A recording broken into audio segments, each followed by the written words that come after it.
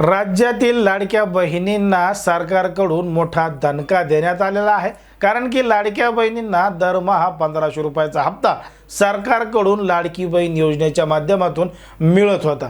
पण असं करून सरकारने आतापर्यंत लाडक्या बहिणींना 9000 रुपये दिलेले आहेत। पण मात्र निवडणुकीनंतर आता हे दिलेले 9000 रुपये वापस घेतले जातील अशी सुद्धा चर्चा सुरू झाली आहे। म्हणूनच लाडक्या बहिणींमध्ये एक चर्चा जोरदार पद्धतीने सुरू आहे। खरंच सरकारने अशा पद्धतीचा निर्णय घेतला आहे का? आतापर्यंत लाडक्या बहिणींना मिळालेले जे 9000 रुपये आहेत ते परत घेतले जाणार आहेत का? आणि इथून पुढे लाडक्या बहिणींना 2100 रुपये मिळणार आहेत तर ते कधीपासून मिळणार आहेत? यामध्ये कोणत्या लाडक्या बहिणी या लाभार्थी ठरणार आहेत तर कोणत्या महिलांचे अर्ज बाद होणार आहेत? इथून पुढे त्यांना 1500 तर काय 2100 रुपये सुद्धा मिळणार नाहीत। नेमकं काय आहे संपूर्ण प्रकरण हे आपल्याला अगदी सविस्तरपणे पाहायचं आहे। पण जर तुम्ही अजूनही आपलं चॅनल सबस्क्राइब केलं नसेल तर लगेच सबस्क्राइब करून घ्या आणि बाजूला असणाऱ्या बेल नोटिफिकेशनला सुद्धा ऑन करायला विसरू नका। 2024 मध्ये राज्यामध्ये 2 निवडणुका होत्या। पहिली निवडणूक होती ती म्हणजे लोकसभा निवडणूक आणि या लोकसभा निवडणुकीमध्ये महायुतीला जोरदार दणका बसला होता आणि महायुतीचे सगळ्यात कमी खासदार निवडून आले होते। महाविकास आघाडीचा फायदा झाला। मग एकीकडे महायुतीचं नुकसान होताना सत्ताधारी पक्षाला वाटत होतं। मग राज्यामध्ये 2024च्या विधानसभा निवडणुका होत्या। 2024च्या विधानसभा निवडणुका डोळ्यासमोर ठेवून राज्य सरकारनं महिलांसाठी लाडकी बहीण योजना आणली आणि लाडकी बहीण योजनेच्या माध्यमातून राज्यातल्या महिलांना 1500 रुपयाचा हप्ता मिळू लागला। असं करत सरकारनं एकदाच 2-2, 3-3 हप्त्याचे पैसे द्यायला सुद्धा सुरुवात केली होती।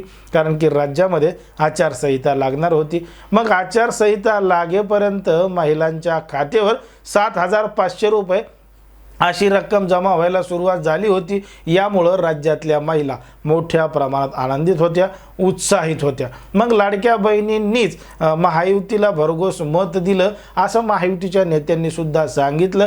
कारण की मोठ्या मताधिक्यानं महायुतीचं सरकार राज्यामध्ये पुन्हा आलं आणि याच प्रचारादरम्यान महायुतीच्या नेत्यांनी सांगितलं होतं की आमचं सरकार जर पुन्हा सत्तेमध्ये आलं तर लाडक्या बहिणींना दिले जाणारे जे 1500 रुपये आहेत त्याची रक्कम आम्ही 2100 रुपये करू।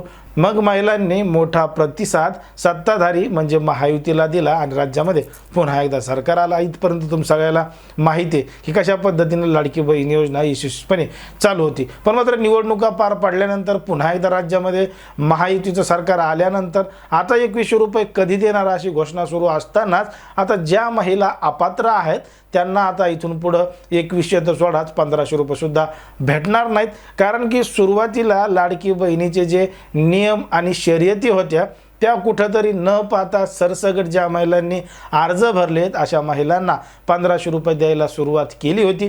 पण मात्र आता नियम बदललेले आहेत।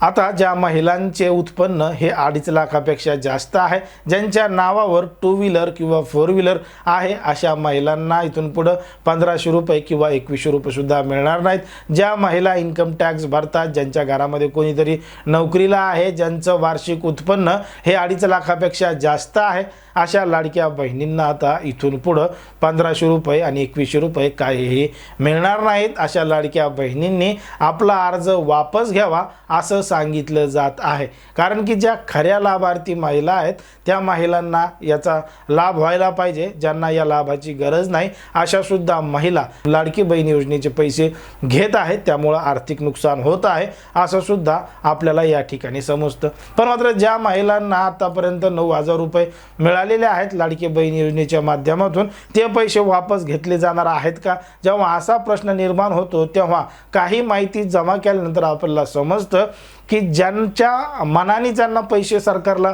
वापस द्यायचे ते त्या पैसे परत करू शकतात। बळजबरी दिलेले पैसे सरकार वापस घेणार नाही असं आपलं एकंदरीत या ठिकाणी वाटतं।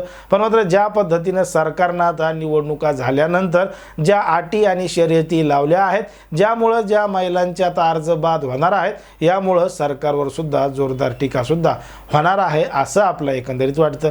पण मात्र ज्या पद्धतीने सरकारनं अगोदर एक आश्वासन दिलं होतं आणि आता दुसरं आश्वासन देते, या दोन्ही गोष्टींवर तुम्हाला काय वाटतं हे अगदी स्पष्टपणे कमेंटमध्ये सांगा।